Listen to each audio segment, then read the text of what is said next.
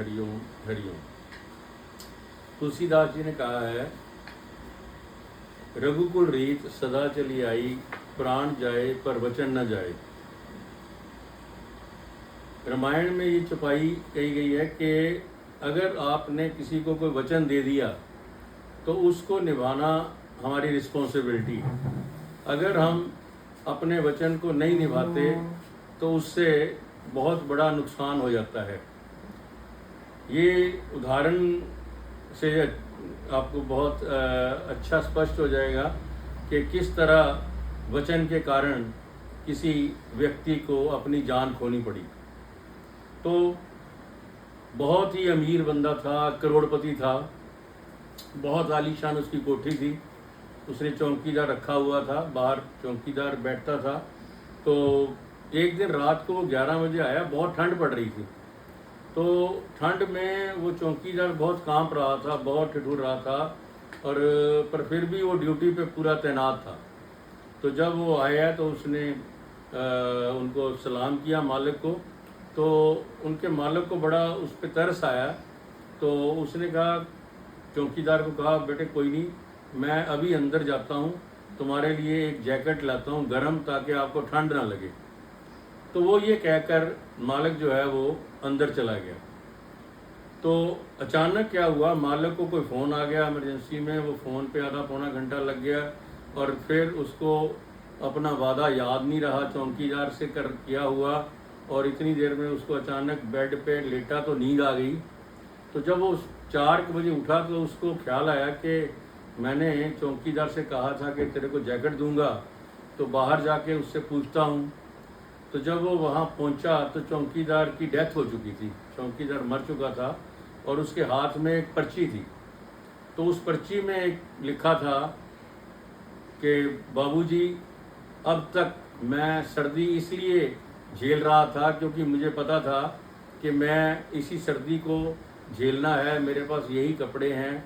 पर जब आप आए, आपने मुझे विश्वास दिलाया कि मैं तेरे लिए जैकेट ला रहा हूँ, तो मैं जब वेट कर रहा था तो मेरी बॉडी वीक होती गई। तो इतनी वीक होती गई कि अल्टीमेटली अब मेरे को लगता है कि मेरे प्राण जा रहे हैं, और हो सकता है आपके आने तक मेरे प्राण चले जाएं, और उसकी डेथ हो गई। तो इसका मतलब यही है कि आज के कलयुग में हमें हर चीज़ का ध्यान रखना चाहिए। कर्म अच्छे करें चाहे ना करें, पर बुरे कर्म ना करें, या हमारे कारण किसी की मौत का कारण ना बने, या किसी की हाय ना लें, या किसी की भी बदअसीज जो है वो हमें नहीं लेनी चाहिए। वैसे अगर देखा जाए तो भगवान ने जो हमें सुख सुविधाएं दी हैं वो हमारे लिए नहीं दी हुई। हमारी जो जितनी सुख सुविधाएं हैं वो हमें भगवान ने आगे बांटने के लिए दी हुई हैं। जो भी सुख सुविधा है उसको हमें भोगने के लिए नहीं कहा गया। भगवान ने कहा है कि अगर मैं तेरे को सुख सुविधाएं दे रहा हूं तो तूने इसको आगे बांटना है। पर माया में हम इससे लिप्त हो गए कि माया में हम इतने अपनी सुख सुविधाओं में और अपने शरीर के लिए इतने उसमें मस्त हो गए कि हम भगवान की बताई हुई बात भी भूल गए कि जो सुख है वो बांटने से बढ़ता है। सुख को भोगने से हमें कष्ट ही मिलते हैं। और जो भी कोई अमीर आदमी है या जिसके पास पैसा है, अगर उसने उससे गरीबों की हेल्प की है, गरीबों को बांटा है, परमात्मा में लगाया है, तो उसको उस पैसे ने सुख दिया है। और अगर किसी ने सुख को अपने भोगों पर लगाया है, अपने भोग के लिए, परिवार के भोग के लिए, तो उसको उतना उसका आनंद नहीं मिला जितना कि जिसने अपने पैसे को परमार्थ में लगाया या गरीबों की सेवा में लगाया। तो अमीर और गरीब के लिए भगवान ने 2 चीज़ें बताई हैं कि अमीर को अपना सुख जो है वो बांटना चाहिए, और उसको उदार रहना चाहिए, उसको दूसरों की हेल्प करनी चाहिए, दीन दुखियों का ध्यान रखना चाहिए। और गरीब के लिए भगवान ने कहा है कि जो तेरे को दिया है तू इसी में संतुष्ट रह। तेरा कर्म अगर अब अच्छे होंगे तो अगले जन्म में तेरे को और अच्छा मिलेगा, पर अब जो तू कर्मों का मिल रहा है उसमें तू भगवान का शुक्र कर, और उसी में अगर तू रह। और गरीब बंदा अगर अमीर बनने की चाह छोड़ दे, या अमीर सोचे कि मैंने अगर अमीर बनना है, फिर तो वो भी दुखी रहेगा।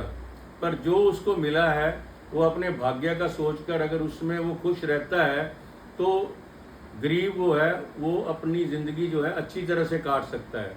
तो इसका निष्कर्ष यही निकला कि भगवान ने कहा है अमीर जो हैं वो अपने गरीबों को अपना भाई समझें और अपना जो धन है उनके भले के लिए खर्च करें, और गरीब के लिए उन्होंने कहा है कि जो तुम्हें मिला है उसी में गुजारा करो और भगवान का शुक्र करो। तो हम जब भी भगवान का शुक्र करते हैं, चाहे हमारे पास पैसा कम है या ज़्यादा है, तो भगवान हमेशा खुश रहता है। इसी के साथ मेरे को एक और बात याद आ गई जो अभी मैं बताना चाहूँगा कि एक बहुत ही अमीर आदमी था, करोड़ोंपति था, उसके पास इतना पैसा था कि वो कहता भाई बहुत ज़्यादा पैसा था, और उसको एक दोस्त था उसकी भगवान से बातचीत होती रहती थी।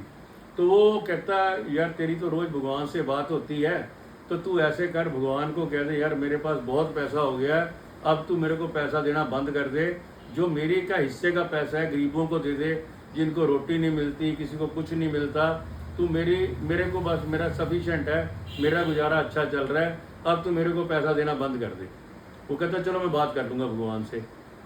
जाते जाते गरीब मिला, उसकी फटी सी कमीज थी, फटे हुए कपड़े थे, और वो कहता वो भी जानता था उसको, कहता तेरी भगवान से बात होती, पूछना मेरे को कभी रोटी मिलती है कभी नहीं मिलती, कभी एक दिन का खाना खाता हूँ कभी नहीं खाता, तो मेरी इतनी दुर्दशा क्यों है।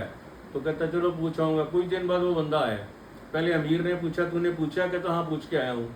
कहता भगवान ने कहा है कि तू ना मेरा इतना शुक्र करता है कि मैं तेरे को पैसे देने बंद नहीं कर सकता, अगर तू चाहता है कि मैं पैसे देने बंद कर दूं, भगवान कहता है तू मेरा शुक्र करना बंद कर दे।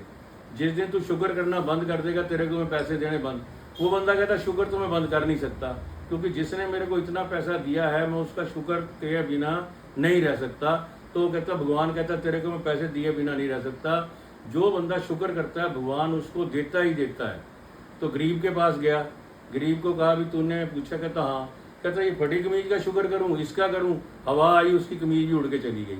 तो इसका मतलब है कि अगर हम शुक्र करते हैं गरीबी या अमीरी में, तो भगवान हमें हमेशा खुश रखता है, क्योंकि पैसा तो किसी के साथ ना गया है ना जाना है।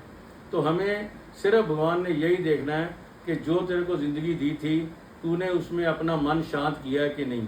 जो यहाँ से शांत मन से जाता है, इस दुनिया को छोड़ता है, वही कामयाब है, बाकी सब बेकार है। हरिओम हरिओम।